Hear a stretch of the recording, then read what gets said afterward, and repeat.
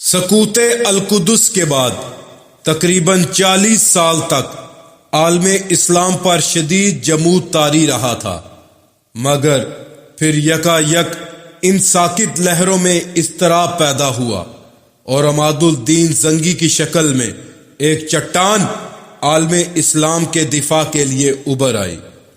عماد الدین زنگی کے پے در پے حملوں نے عیسائی فاتحین کے دماغ سے تمام اسلامی دنیا کو زیر نگین کرنے کا خیال نکال دیا اور وہ فلسطین اور شام کے مقبوضات کے دفاع ہی کو اپنی بڑی کامیابی سمجھنے لگے۔ عماد الدین زنگی کا باپ آق سنکر ملک شاہ سلجوقی کا معتمد ترین غلام تھا۔ ملک شاہ نے اسے قسیم الدولہ کا خطاب دیا تھا۔ وہ نہایت شریف، دلیر اور بیدار مغز انسان تھا۔ ملک شاہ نے اسے حلب کا حاکم بنایا تو اس کے عدل و انصاف کی ہر طرف تعریف ہوئی۔ اس نے موصل اور دیار بکر کو بھی ملک شاہ کے جانشین سلطان برکیارک کے لیے مسخر کیا۔ اس کے زیر انتظام علاقوں کا امن و امان مثالی تھا۔ قافلوں کے راستے نہایت محفوظ تھے، لوگ چین کی زندگی گزار رہے تھے۔ 488 ہجری میں آق سنکر سلجوقی بادشاہت سے وفاداری کرتے ہوئے قتل ہو گیا۔ اس وقت اس کا بیٹا عماد الدین صرف 10 سال کا تھا۔ آق سنکر کے ایک دوست کربوکا نے، جو کہ موصل کا حاکم تھا، اس یتیم بچے کی پرورش کی، یہاں تک کہ یہ بچہ کڑیل جوان بن کر موصل کی فوج میں بہادری کے جوہر دکھانے لگا اور اس کی غیر معمولی قابلیت مشہور ہوتی چلی گئی۔ کربوکا کے بعد موصل کے جتنے بھی حاکم تبدیل ہوئے، سب نے عماد الدین زنگی کی جرت اور مارکہ دانی کو سراہا۔ پھر وہ سلطان محمود سلجوقی کے دربار سے وابستہ ہو گیا، جس نے اس کی صلاحیت دیکھتے ہوئے 518 ہجری میں اسے واسط اور بصرہ کا جاگیردار بنا دیا۔ یہاں ایک سردار کی حیثیت سے اس نے خوب شہرت حاصل کی۔ پھر سلطان نے اسے اپنے شہزادوں کا خاص استاد مقرر کر دیا، جسے اتالیق یا اتابک کہا جاتا ہے۔ یوں عماد الدین اتابک کے لقب سے مشہور ہوا۔ اس نے سلجوقی بادشاہ کی خدمات انجام دیتے ہوئے حیرت ناک کارنامے انجام دیے۔ 520 ہجری میں سلطان کی خلیفہ بغداد سے چپکلش کے دوران عماد الدین زنگی نے بغداد کی افواج سے واسط کو بڑی خوبی کے ساتھ بچایا۔ یہی نہیں بلکہ اس نے بغداد پر اس زور کا جوابی حملہ بھی کیا کہ خلیفہ مصالحت پر آمادہ ہو گیا۔ اس واقعے نے سلطان کی نظر میں زنگی کا رتبہ بہت بڑھایا۔ اس نے اسے بغداد کا منتظم آلہ بنا دیا۔ 521 ہجری میں سلجوقی بادشاہ کے متحد موصل کا حاکم امیر برسکی فوت ہوا تو سلطان محمود کو عماد الدین اس عہدے کے لیے موزوں لگا، چنانچہ اسے موصل اور دیگر علاقوں کا حاکم بنا دیا گیا۔ یہ موصل کی دولت عطا بقیہ کا آغاز تھا۔ عماد الدین زنگی صلیبیوں کے خطرے کو پوری شدت سے محسوس کر رہا تھا۔ ادھر الجزیرہ، کردستان اور شام کی چھوٹی چھوٹی مسلم ریاستوں کی خانہ جنگیوں کے باعث مسلمانوں کی طاقت منتشر ہو رہی تھی، اور اس طوائف الملوح اور اس طوائف الملوکی کو ختم کیے بغیر صلیبیوں سے بھرپور مقابلہ ممکن نہ تھا۔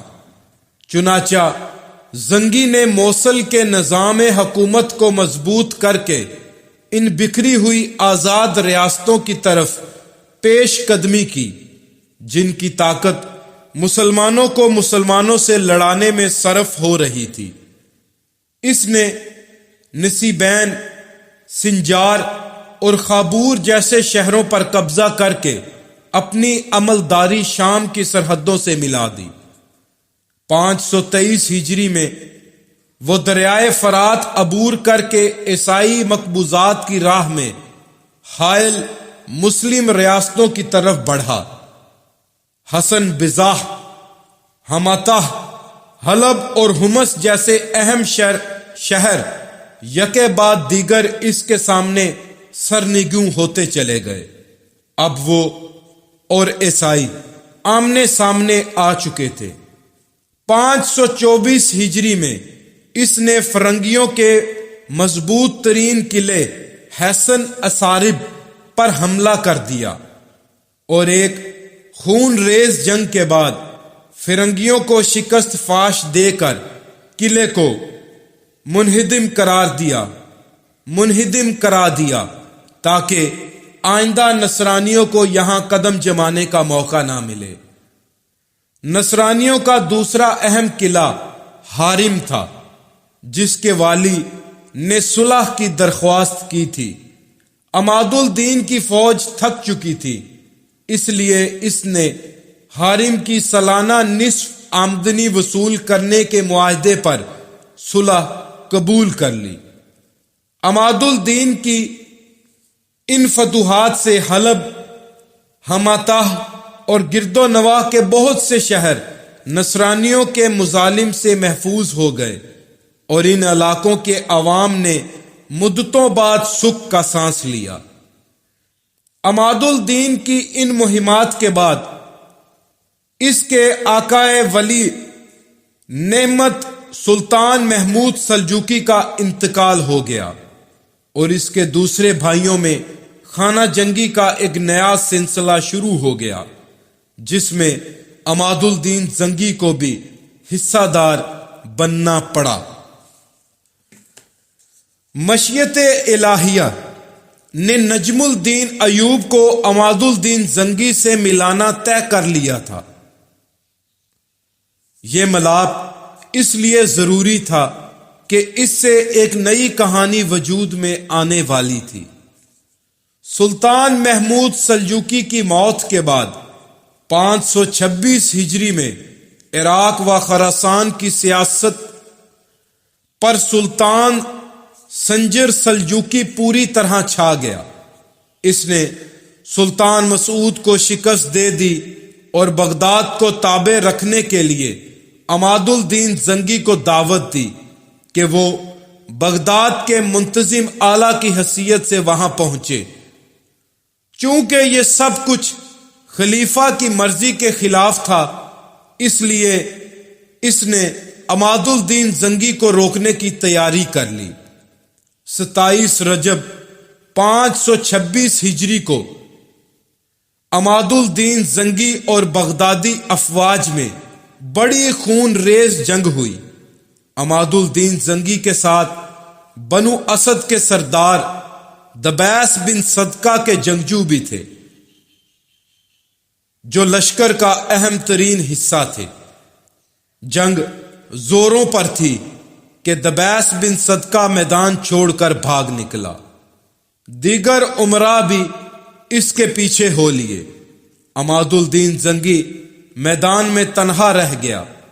وہ اپنی عادت کے مطابق جم کر لڑتا رہا، مگر جب اس کے ساتھی بہت کم رہ گئے تو اسے بھی پسپائی اختیار کرنا پڑی۔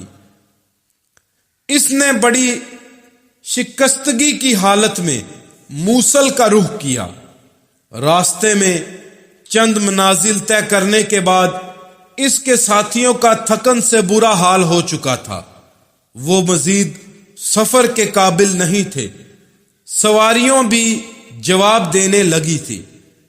زخمیوں کو علاج معالجے، سپاہیوں کو خوراک اور سواریوں کو چارے کی سخت ضرورت تھی۔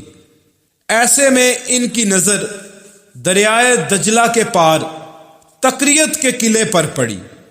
یہ وہ مقام تھا جہاں مشیت خداوندی راہ جہاد کے دو مسافروں کو ملانا چاہتی تھی۔ قلعہ دار نجم الدین ایوب دریا کے کنارے ٹھہرنے والے استباح حال فوج کی درماندگی اپنی آنکھوں سے دیکھ رہا تھا۔ عام حالات میں شاید وہ اتنی آسانی سے کسی کو پناہ نہ دیتا، مگر جب اسے معلوم ہوا کہ یہ عماد الدین زنگی کا قافلہ ہے تو اس نے قلعے کے دروازے کھول دیے۔ دریائے دجلہ پر کشتیوں کا پل بنا کر اس نے زنگی کے سپاہیوں کو اس طرف اتارا۔ مسافروں کے لیے خوراک اور سواریوں کے لیے چارے کا فوری بندوبست کیا، زخمیوں کے علاج معالجے کا بہترین انتظام کیا۔ عماد الدین زنگی 15 دن تک وہاں ٹھہرا اور نجم الدین ایوب اس کی خدمت گاری کے لیے مستعد رہا۔ جب عطابق زنگی وہاں سے موصل روانہ ہوا تو اس کے دل میں نجم الدین کے لیے بڑی جگہ بن چکی تھی۔ ان دنوں زنگی کی زیادہ تر توجہ عراق کی سیاست پر تھی، چونکہ ان دنوں خلیفہ مسترشد بالا سے سلجوکیوں کی کشمکش وقفے سے جاری تھی، لہذا خود زنگی بھی بعض مہمات میں بغداد کے خلاف صف آرا ہوا۔ تاہم بعد میں اس نے خلیفہ سے صلح کر لی اور مرکز خلافت کا حسب سابق احترام کرنے لگا۔